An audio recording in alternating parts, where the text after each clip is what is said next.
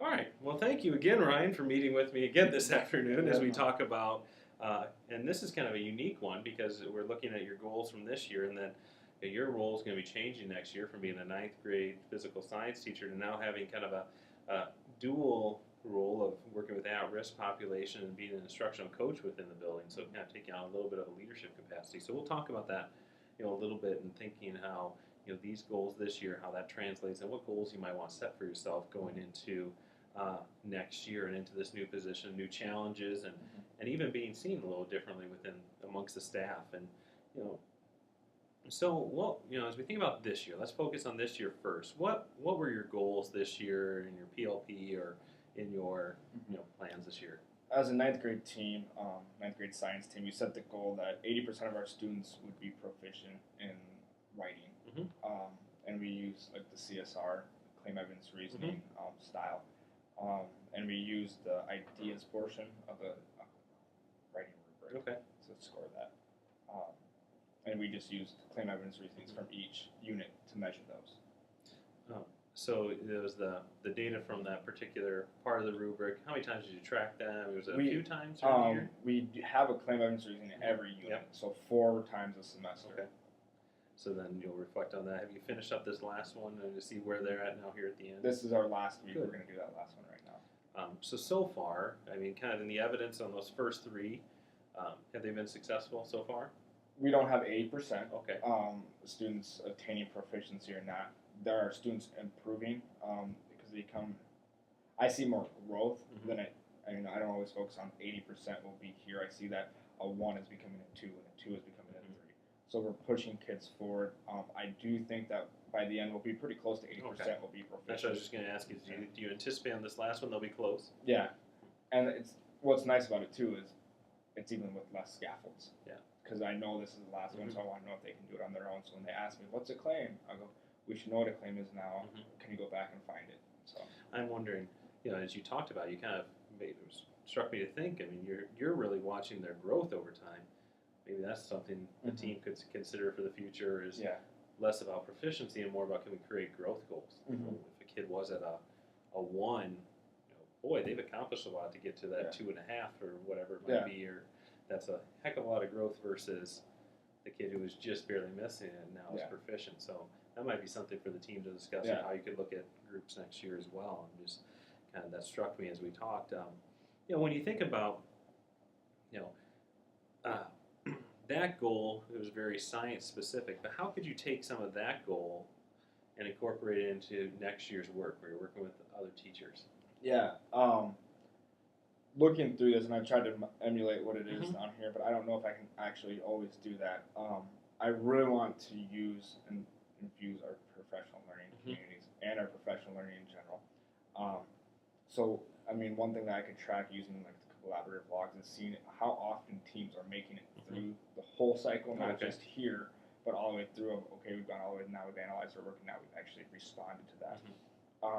And then after our last conference just 2 days ago, I'm thinking too that getting teachers to actually analyze student work to make that a common form of assessment. And I can see how many teams I'm working with are actually doing that and what they're doing with that data. So you're kind of thinking your goal for next year would be along the lines of the continuous improvement cycle, how often teams are able to get through that, and then also the analysis of student work with the common assessments and such. What would that goal look like? I mean, what kind of I know it doesn't need to be pretty in SMART goal format yet, but what might you be thinking about a little bit? Well, you could look at student way. Are students improving based on their instruction or the teacher way? You could easily just say 80% of the teachers will analyze student work 3 times a year. But I want them to do it once a semester. They need to have, or once a unit. They need to have a common form assessment where they can get down there. And then actually, my end goal would be that teachers can do it autonomously. Like I'll guide them through for the first trimester, and then hopefully I'm on to a new team the second trimester. But I can come back to this team and see if they're actually still doing it. Because that's the true telling if I did my job or not. If they can embed it into their everyday work. And ultimately, we probably want all the groups doing this. So it's hard to say, let's just have a certain percentage. So how can we, it is seen, well, how can we look at that student data? Because, I mean, ultimately, that's our end goal. We want to see that student data improve. So I wonder how we can from this different role, how can it? Is it some assumptions then? I Mhm. don't know. I'm just thinking, how can we have that student? I mean, maybe this is a question for you a little bit: is how can we have that student data part of that goal? Mhm. Yeah. And I don't know that you need an answer right now, but just Mhm. something for us to consider and be thinking about. You know, when you think about this year and your goal, what kind of impact do you think it had for student achievement next year, and what has that done for the student for our 10th grade science students next year? I think it's done amazing things. I know Mhm. that even the English department in our ninth grade started using claim evidence reasoning, and that might be because of the word verbiage and the core has changed. But I think it really helps students write in all areas. I see them, um, where's your topic sentence, or just that idea. I also think that they're going to be able to articulate their science thoughts. I always feel that writing is a little bit more rigorous than a multiple choice or reading something and then answering the question. So actually clearly articulating what they think in a nice, succinct form. It's a life skill that they'll have to take forever. So in that role as an instructional coach next year, maybe you can bring some of that to some of the other science and English departments and seeing that same connection and having some of that cross-curricular work. That'd be great. As you think about the teaching standards, and I know you probably don't have them all just perfectly memorized, so just in general, what ones do you really think would be a personal, maybe professional goal for you as we transition with the at-risk role and also the instructional coach role? Well, I think standard for is differentiation. That would be a huge one, especially with the at-risk, is how can I implement differentiation to help those, and how can I coach staff in implementing the differentiation strategies. And then another one is using data to make informed decisions. I need to be able to use the data with the at-risk kids of, okay, this obviously, if I'm looking at GEI plans, this is not working. Teachers, I need to have that critical conversation with that learning strategies teacher. This isn't working. What are we going to do to move forward? So a little bit of that standard 5 where it talks about the monitoring of student data and how, and that probably ties into that goal. How can we use that student data to show that's having that impact? Are we having student evidence, or are we having opinions about the student work? So I think you're on a good path there with incorporating those, and those would probably be logical goals to go with here. So, what's going to be the difficult part though about as we're talking through this goal and we're starting to formulate a little bit? What's going to be the difficult part about that? It'll be the critical conversations. I mean, in the end, when it comes down to it, I need to be able to help teachers take less off, because if I say, well, you need to track GEIs more because I'm looking at your GEI and you've only inputted 2 data points, and so I need to do something to help them, empower them to make those changes, and having those critical conversations with the teachers of, what we're doing is not working. Will you go with me on this path and take a risk and try something new? And then if it doesn't work, we're gonna have to try something else. And the other thing is being persistent and resilient with those teachers and never letting them just give up and go back to what they know or what's easiest. So really the difficulties in this is going to be less about maybe what you're collecting and the information from the goal, but more about just that the culture and working with the adults and transitioning, that little bit of a transition from a classroom. And I think also working with, because I need to work, with that at-risk population, working with those students, if it's, half-time in the 7th grade, full-time in the 8th grade, and then 1 period in the 9th grade, something like that, or whatever, is working with kids that don't like school is taxing. So keeping that positive attitude and that great rapport with those students, to know that there is someone that cares for you, there is someone that will advocate for you, so let's do this together. It's going to be the same with the adult as it with the child. I'm not going to let you fail. Here's how we're going to do this, type of thing. So as you think about it, what's really exciting about this new position and kind of the goals we're talking about, what's exciting about this to you? I think even after that conference, that RTI conference, working with the staff, I have so many ideas of how we can incorporate I shouldn't say better, but different ways to do these things and empowering the staff. And I think that, in your classroom, you can influence 100 students, and we're all in it to influence the students. But if you are able to coach 5 teachers and move them forward, now you've influenced 500 students instead of just that 100. So seeing that type of impact will be amazing. And I'm excited. I like at-risk kids. I'm excited to work with those kids. I know it's going to be challenging, but seeing those little rewards, that's probably one of the most gratifying feelings you can have is seeing those, aha, I got it. Or, even, I mean, this sounds kind of selfish, but having seniors come back and give you, I thank you, here's a graduation card, will you come to my graduation? Those little things, you made an influence there. So. And it sounds like, I'm kind of hearing you saying a little bit with this is, you want to, with that first part, I'm trying to capture a little bit of how getting the students, I'll have to come back to that because I'm just trying to think through and make some connections there for you. But just as, as you were narrowing down this goal a little bit, and we're starting to kind of figure out, what do you think, what's our way that we're going to be able to assess that success? I mean, what is it that's going to get the success there? I think if we're looking at student data, I mean, it's one and the same of using the GEI, if the GEI is working and that type of thing. Also, I think that you need to, if I have my at-risk roster for 7th grade and 8th grade and for 9th grade, if I look at, those scores, are their scores increasing? And then I had, for some of them, if they have GEIs, they obviously have a reading or writing or math goal. So I can look at those and see, well, if they're getting an F in reading, but they're improving in their GEI score, where is the disconnect there? And I just have to problem solve with that. Do you think, and what I was trying to get to, and I'm thinking about now, is how can we get some of this work, whether the RTI work, the at-risk student work, how can we get that in that job embedded, in that PLC time? What are your thoughts there? It sounds like that's where you're going with this. Yeah. So how can we get that in there, do you think? Well, I mean, I think it's just having those collaborative conversations with the coaches and coaching them through the cycle and working through that. And then as I go, I mean, being mentor trained, you're going to have your collaborative log. And so you're going to be able to say, here are the strengths, here are the weaknesses, this is our next steps, this is what I need to do as a next step. And then at the end, you always summarize what you did. You have the teachers reflect what standards did we hit on.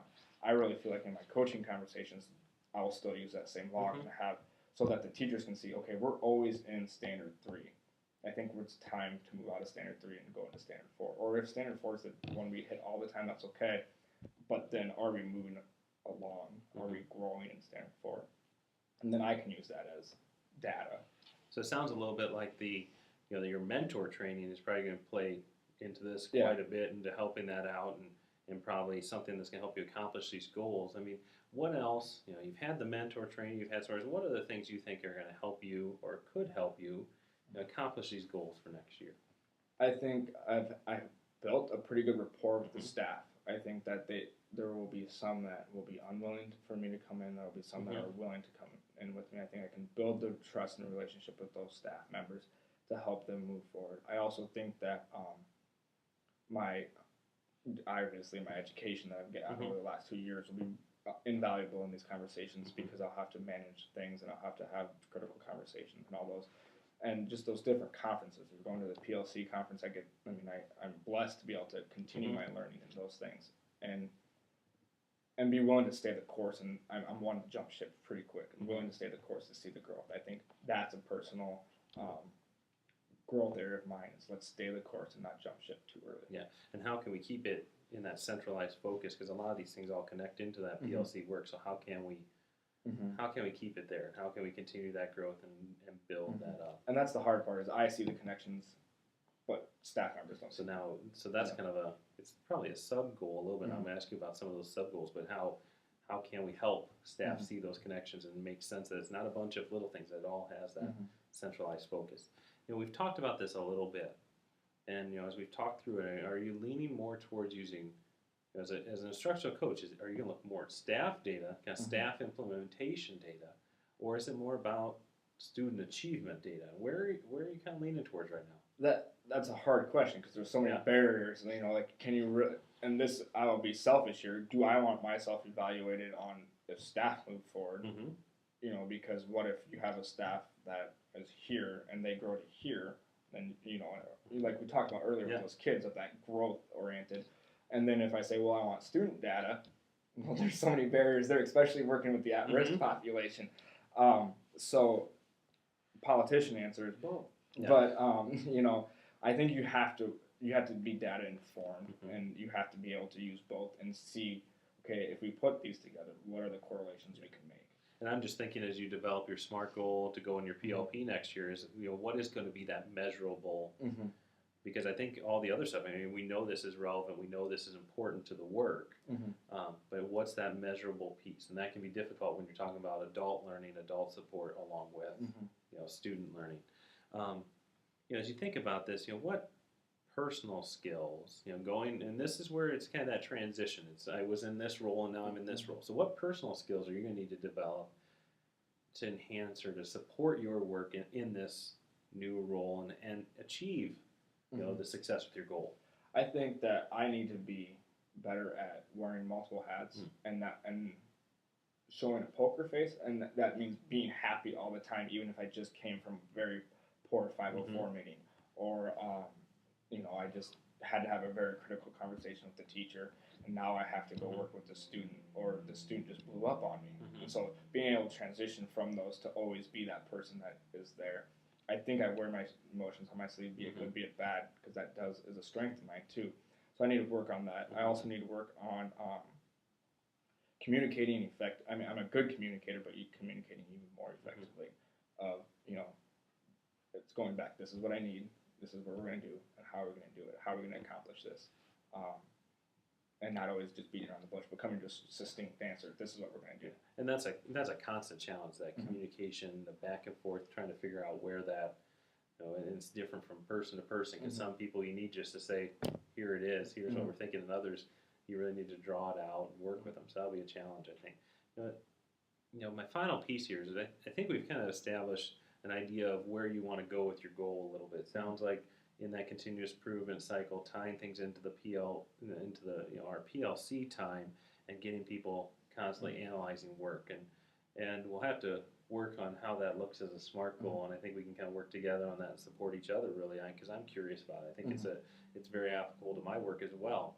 But what other sub goals, maybe personal or just in your new role, what other underlying goals do you have that you're going to need to help you be successful with that larger goal? Yeah, I think that I'll go back to like the new teacher centers, mentor standards. They have those, and there's like being a resource, but I need to be able to move quickly through the different facilitative versus instructive versus collaborative, and be able to move through those and get better at that. I think that's a sub goal that I need to know where my entry point is, and does it need to be an instructive entry point or a collaborative entry point, like you're kind of alluding to earlier, of your communications can be different. I need that subset. And also I think that I need to be able to, as a teacher you use data, but it's different. So working through that and learning the GEI program, learning that's something new, learning Plato's. I mean, my plate's going to be full this summer of just new learning so that I can master and be a resource and not be like, let me get back to you on this one. And still maintaining that larger picture. Yeah. Well, you've got these details you've got to get taken care of, maintain that larger picture. Well, it sounds like, I think you've got a pretty good handle on where we're going with this, and I think we can continue to support and work on this, and it'll be successful. So thank you again for going through this with me. Not a problem.